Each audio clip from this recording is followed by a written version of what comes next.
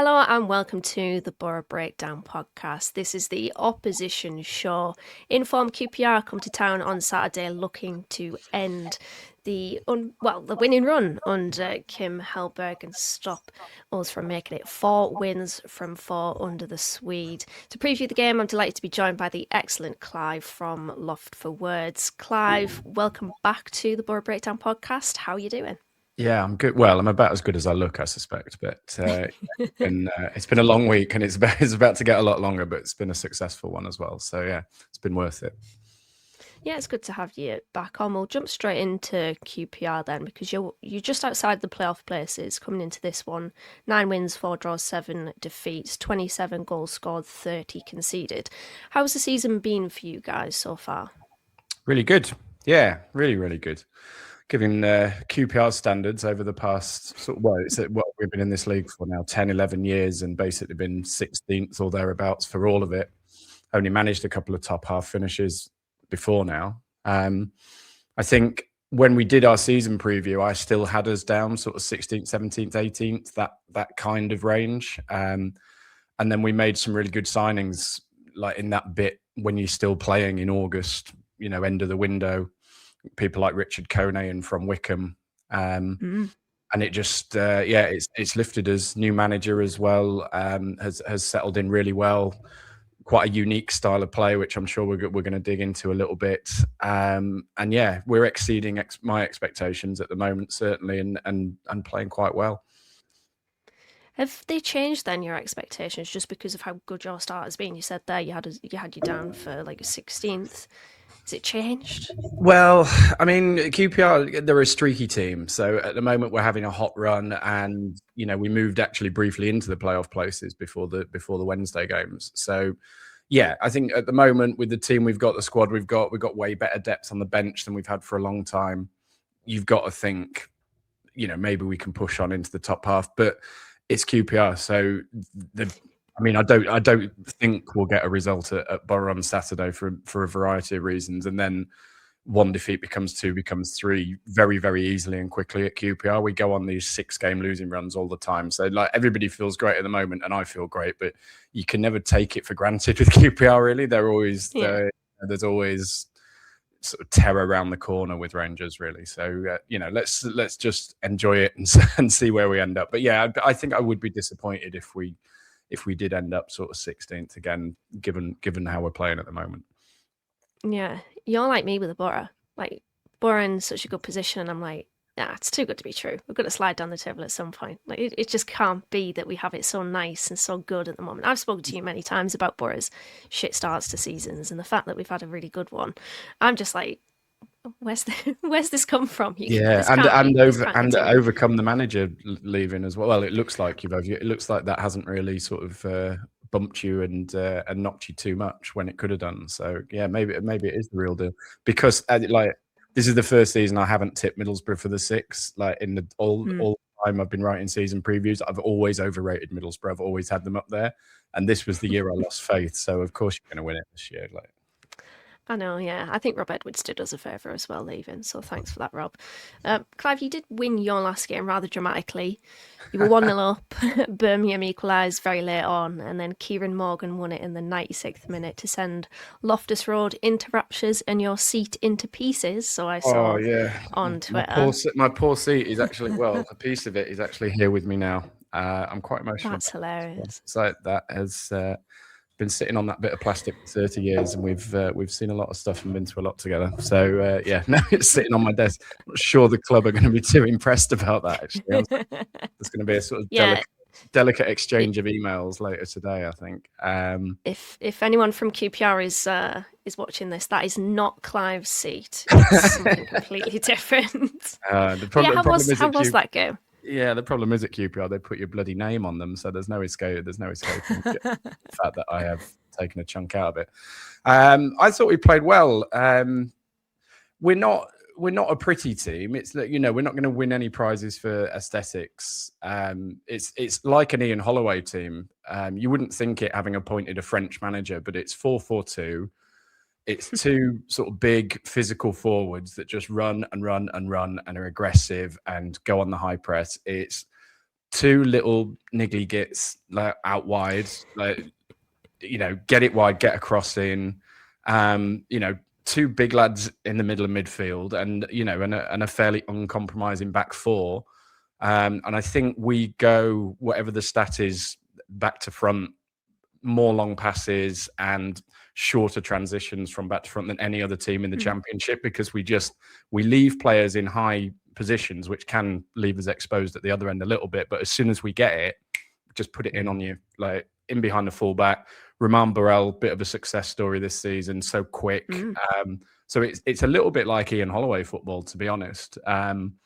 So it's kind of exhilarating and exciting. And Birmingham just didn't really know what to do with that. They just kept playing that Chris Davies football, like, we're going to complete a load of passes in the penalty box. We're going to do our little goal kick routines. And honestly, I think if you do that with QPR this season, with Kone and Burrell around you, you're asking for trouble, really.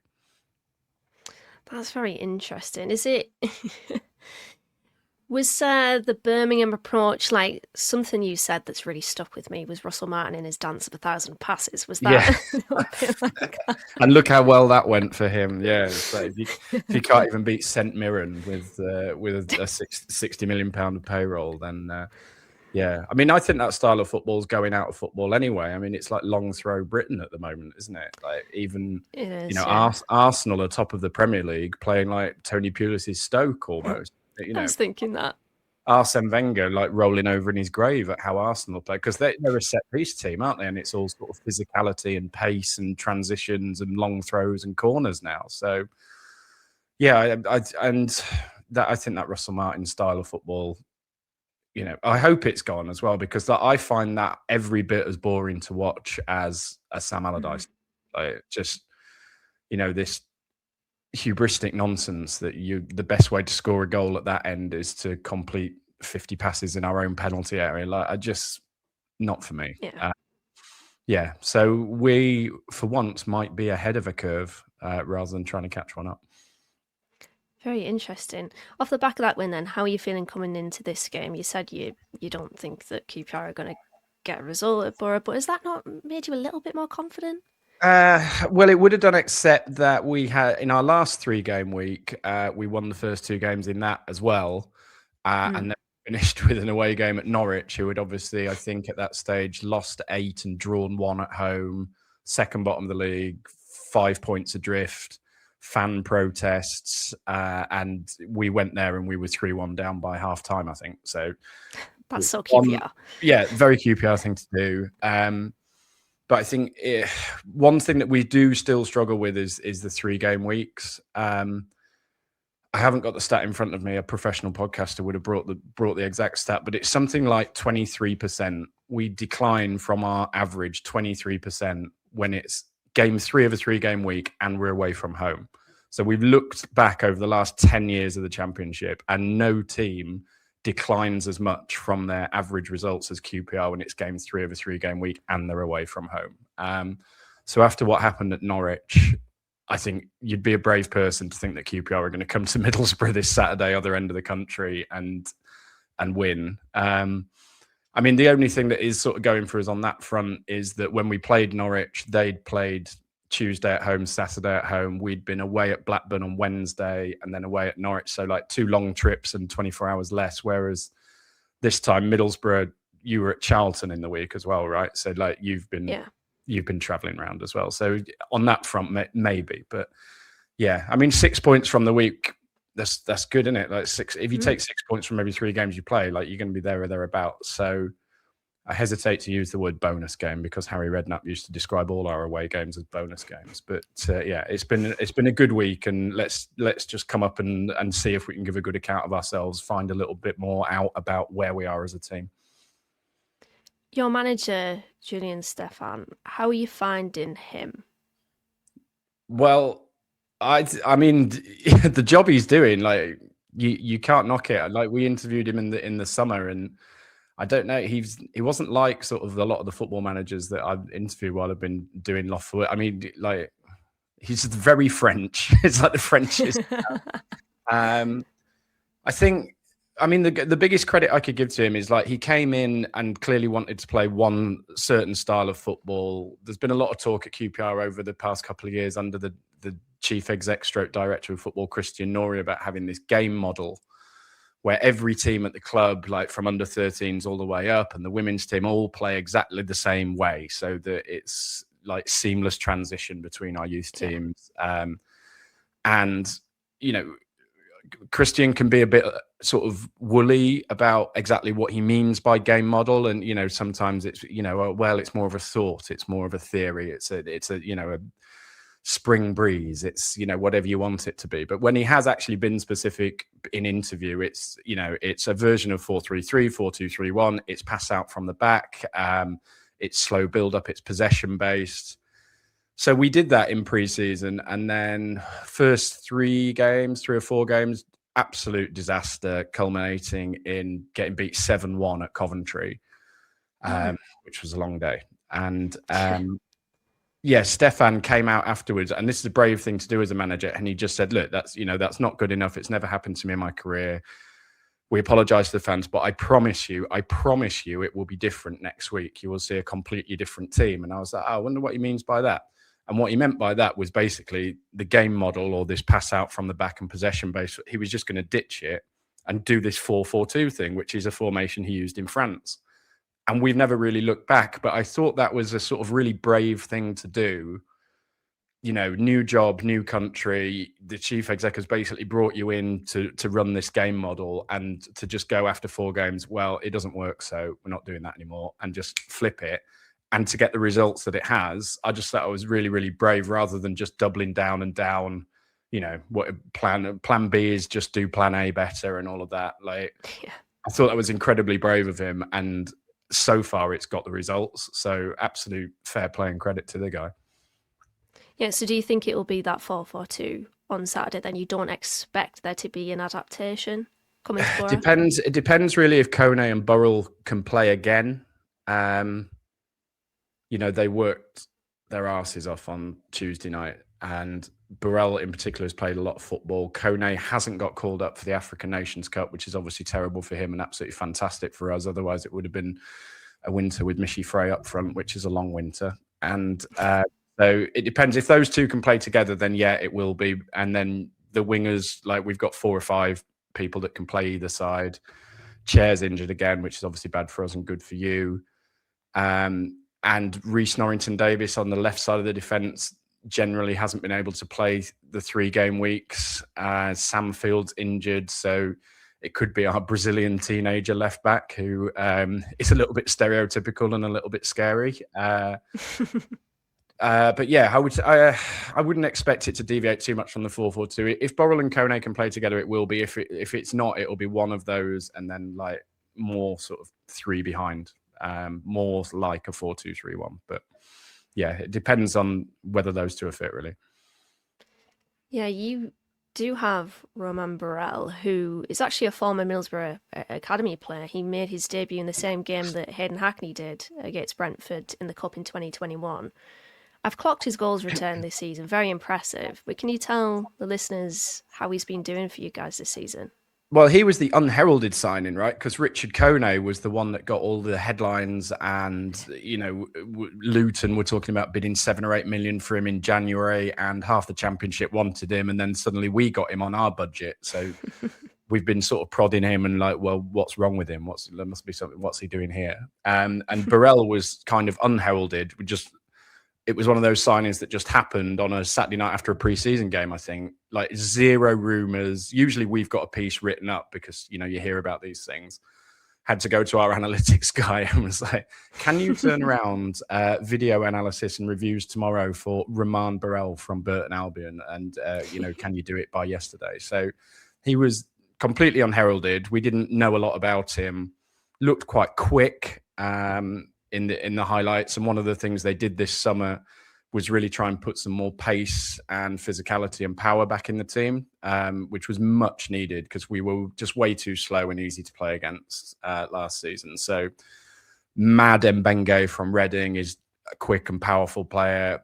Kone is, Borrell is, we've got Poku from Peterborough as well. So like they really went out to put some pace in the team, and Borrell is quick. But we didn't really know a lot about him apart from that. And just the work rate on the guy, even without the goals, like the goals are the reward. And they're all this sort of similar type of goal in and around the 6-yard box. And that's what he does. But the work rate on the guy is just absolutely insane. He never, ever stops. That's allowing us to play some of our less defensive wingers like Dembele, because Borrell will just run in and back the fullback up. Like, you don't need to do that as a winger. Borrell will do that for you. I think if you look, like you said, he was at Middlesbrough for a bit. And look, I can say this because I'm from that part of the world. Like, if as a Birmingham lad, like he was at Scunthorpe, Grimsby, Middlesbrough, Falkirk, Cove Rangers at one point. It's like, that is a guy that really, really wants to play football. Like, if you're going to go and live in Scunthorpe and Grimsby and these places, you must really, really want to play football. And like, you can see that in him. He just never, ever stops running, hassling. Every team that we've had that has tried to play out from the back and play around in front of him has got caught out, because like, you'll get bored of it before he will. That is very interesting. Yeah, it is a good story from Romain Borrell. I remember seeing him in amongst the youth setup, and it never really seemed like he was going to get a look in. Even Borough's striker issues, it just never felt like the pathway and the doorway was open for him. Obviously, it was open for Hayden Hackney, but eventually, I think it's destined to be that he's going to score, isn't it? 9 goals this season. Probably your danger man at the moment. There's an underpinning narrative, but is there anyone else that you think you can mark down and wholeheartedly say is going to have a positive impact on the game on Saturday for QPR perspective? Him and Kone are definitely like, they're the two. We've had such bad strikers for so long. If you look at the last 10 years of who's played up front for QPR, Connor Washington, Idrissa Silla, Seb Poulter, Lyndon Dykes. We had Macaulay Bond for a while, and I think we paid like £1 million for Macaulay Bond, and in his QPR career he had 12 shots on target and got caught offside 18 times. So like, that is the sort of level of striker that we've been putting up with. Birmingham brought Lyndon Dykes on in the week, and it was so nice to see him versus what we've got now. Like, so yeah, it's very much Kone and Borrell. And then a little bit of threat from out wide, but our wingers are like really, really inconsistent. I do feel a bit sorry for Stefan, because we're blessed with a lot of options in that area. Like, for both sides, you've got Saito Smith, Poku, who's mostly been injured, but hopefully is now coming back into form. Chair, obviously, you got Harvey Vale. But what tends to happen is they have a really good game, or they come off the bench and make a huge impact. So it's like, okay, well done. You've earned the start next week. They start next week and play like a bunch of absolute tarts. So the two wingers have had, like, it's just different every time. Like, Koki Saito played really well in the week, so I would expect him to get the shirt again, whether he plays well again or not. Like, they haven't been able to string together nobody in those positions. Paul Smith has one great game, one bad game. So it'll be interesting to see who he picks, but we do have some threat out there if they're on their game. Any weak links personnel wise? Well, it's QPR, isn't it? Like, the defense is, I mean, we've had real problems with the goalkeeper. They basically got, Paul Nardi was deemed surplus to requirements in the summer. They wanted to pick Joe Walsh, who's sort of the youth team goalkeeper. He obviously got caught up in that nightmare start to the season, conceded 7 goals at Coventry, broke his wrist. So, you know, poor lad. That meant Nardi had to come back in, like, having been dropped and basically told he wasn't wanted. So his confidence is all over the place, and he's obviously got a weak point in commanding his penalty area. Like, that guy does not come off his goal line for anything. Like, you would have to set the ground on fire to get that guy off his line, I think. And teams have picked up on that, so they just hang crosses in on the edge of the 6-yard box, and he sort of flaps around. So that's been pretty traumatic, to the point that they then dropped Paul Nardi again to bring Ben Hamer in, who was only here as emergency cover, and has effectively retired about 18 months ago. I don't think he played for anybody since Watford a couple of years ago. Career number 2 goalkeeper, now 38 years old, hasn't played for anyone for 18 months. And we dropped Nardi and put him in. It's like, right, okay. had a really good game against Sheffield United, and then in last week at Blackburn, Steve Cook kicked him in the head.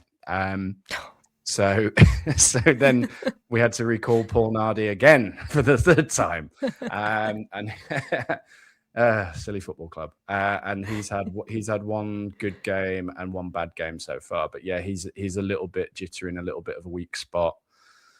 The defense in front of him, like I said, Mbenge is just hours and hours of fun. I think he's on 8 yellow cards already.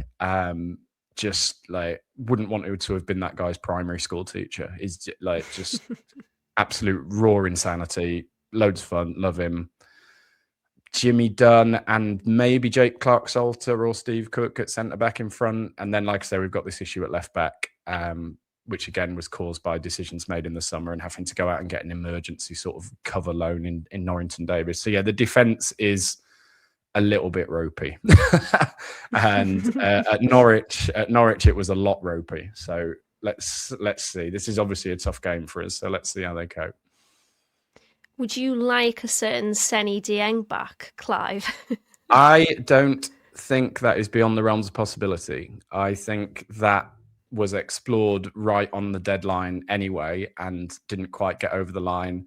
And I wouldn't be surprised if that didn't come up again in January.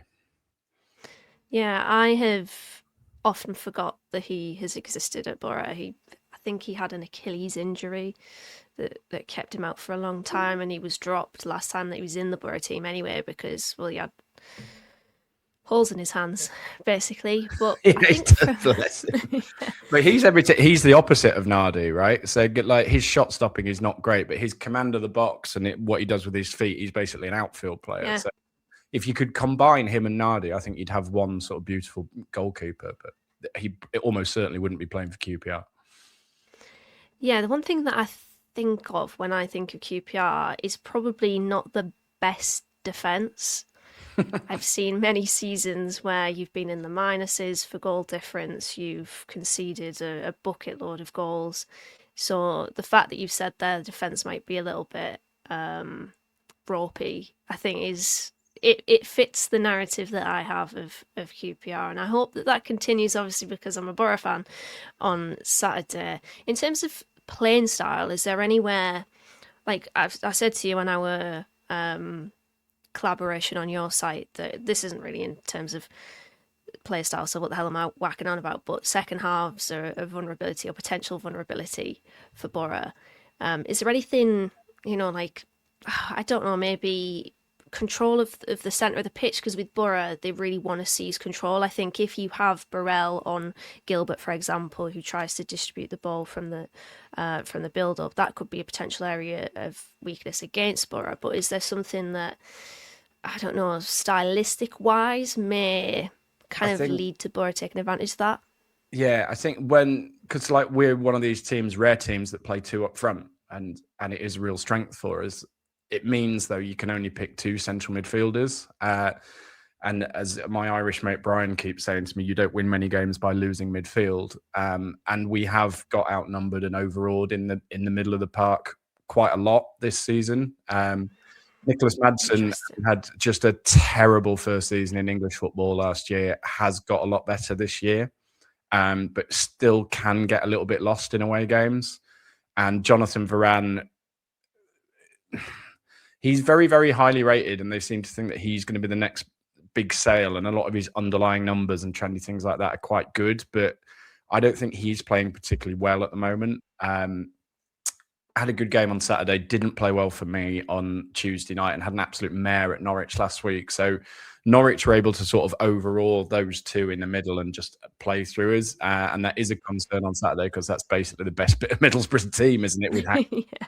So, that middle and midfield, it becomes a numbers game once you're playing. If you do want to play 2 up front, 2 out wide, like you just run out and you can't play 3 in midfield as well. So, yeah, that is a concern on Saturday. I'm just internally rubbing my hands, because that's the area for me that Boro will try to dominate. Kim Hellberg's big on trying to compact the middle, overload that area of the pitch, and then just get the fullbacks really high at the pitch on the transition and try to either stretch you out wide or attack you through the middle. So it's yeah, I'm quite Looking happy. forward to my 8 a.m. train out of King's Cross even more now. Yes, thank you for telling me that, Clive. I'm excited for the game at the weekend. Well, that's good. You feel a lot better. You feel a lot better, and I feel a lot worse. That's great. A lot worse, yeah. 2-0 QPR. Well, what is your prediction for this one? Are you well, I'm not going to pessimistic. Yeah, pessimistic. Just 3-game week. Like, you know, we've done the heavy lifting already. We're just not very good in these circumstances. And like I said, I think Boro's strengths play to our weaknesses a little bit. So no, I'm not very confident, but I'm very, very happy with how we're doing and how the week's gone. And if you'd offered me 6 points at the start of the week, I would have taken it. So that's the sort of attitude I'm coming with on Saturday. Entirely fair. If you're watching this or listening, please pop your predictions in the comments. If you get it right, you will get a shout out on the next show. I think I'm going to go for 2-0 Boro. I think I might have said that in our November preview and our November review, December preview. I don't know what our record or your record is at the Riverside, but I don't know. I just think we're very strong at the moment. There's going to be a humbling at some point, I'm sure. Just hope it's not the weekend because I'm rather enjoying our little performance ascent. But Clive, thank you very much for joining us on this one. If you'd like to check out Clive's brilliant work on the Loft For Words website, we will pop the link in the description. I'm not just saying that because he's here, but Clive's writing really is brilliant. One of the best in the championship for me, so please check it out. If you're watching on YouTube, thank you. I will. I didn't, he's not paying me to say that, by the way, everyone. I'm pleased my voice has made it through this half an hour, to be honest. That's the main thing. Excellent. Well, yeah, if you're watching on YouTube, please remember to subscribe as well. We're trying to hit 4,000 followers before the new year. I think we can do it. Just give it a little bump. If you're watching and haven't subscribed, please do. But we will be back on Sunday to review this game. Until then, take care and up the Boro Breakdown.